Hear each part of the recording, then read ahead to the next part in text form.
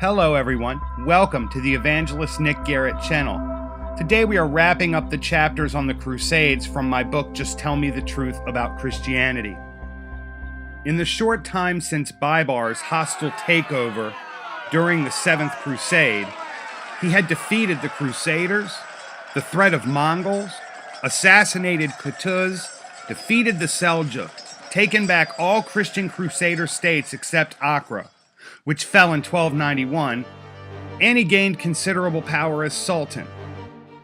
Edward, for his part, had held on to the idea that he could impact the Christian presence in the Holy Land.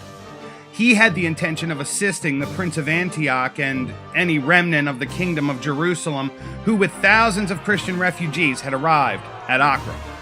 Charles of Anjou had sent a small force with Edward I as well. They arrived in 1271, even as Christian Tripoli was under siege by Baibars. The arrival of forces at Accra did convince Baibars to turn his attention elsewhere. One is reminded of the devastating losses of the Seventh Crusade in Egypt.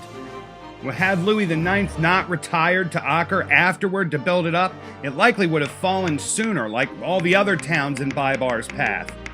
Instead, bolstered by the arrival of a force under his brother Edmund and from Hugh III of Cyprus, Edward led raids through the countryside, retaking Nazareth and Kagun.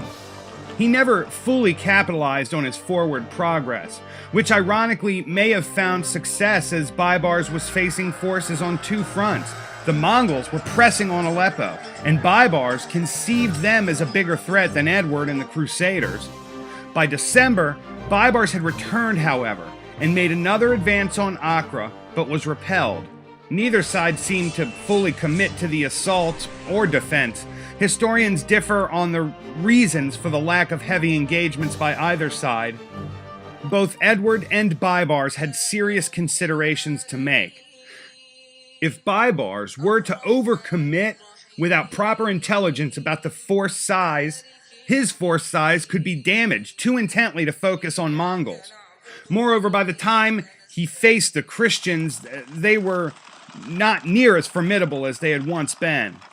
It's also hard to support the idea that by this point Christians held any hope at all for extending or holding Outremer. For Edward's part, he probably feared Baibars too. Accra seemed the only safe place, and while Edward gained the plunder of war on his raids through the countryside, it was only around Accra that he felt comfortable finally making an assault on Baibars' lines.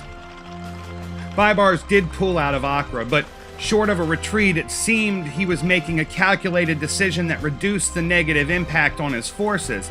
He had seen that Edward I was not very interested in a major escapade through the Holy Land, whereas the Mamluk were still fighting engagements against Mongol forces and other uprisings. Meanwhile, seeing diplomacy as a better option than an engagement to which neither side seemed willing to commit, Edward sent emissaries to the Mongol leader Abaga in an attempt to make an alliance against Baibars. Edward struck an agreement with the Mongol force, and a cavalry of 10,000 soldiers pushed the Muslims all the way south and west to Egypt. Meanwhile, Edward took advantage of their naval power and boxed the Muslims into their Egyptian port with their ships. Baibars, having anticipated the move, acted to build a fleet of his own, and with the genius that contributed to his legend, disguised his 17 galleys as Christian ships. His plan would head for Cyprus to draw Hugh III out of the fray and back to Cyprus to protect his homeland. Hugh was serving as Christian king of Jerusalem at the time. At some point, however, Baibars' plan was snuffed out and he had to retreat to the mainland. Edward changed his approach to the crusade, realizing that unless Christendom could unify their efforts, the Crusaders would remain unable to strike a decisive defeat against the Muslim contingent under Baibars. Negotiations with Hugh of Cyprus and other Christian leaders begun as Edward's brother Edmund returned home. Over the subsequent months, Edward fought back from sickness due to an assassination attempt as he slept.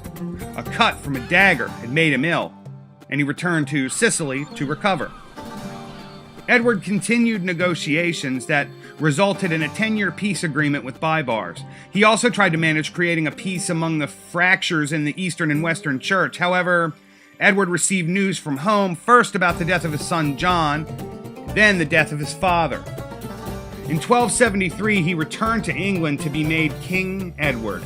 He would go on to be one of England's most famous. His actions against the Scots would be historically ruthless, and because of popular Hollywood, he would be remembered as Edward Longshanks in the Mel Gibson film Braveheart, and his efforts to revive something of the Crusades, just a footnote, if that.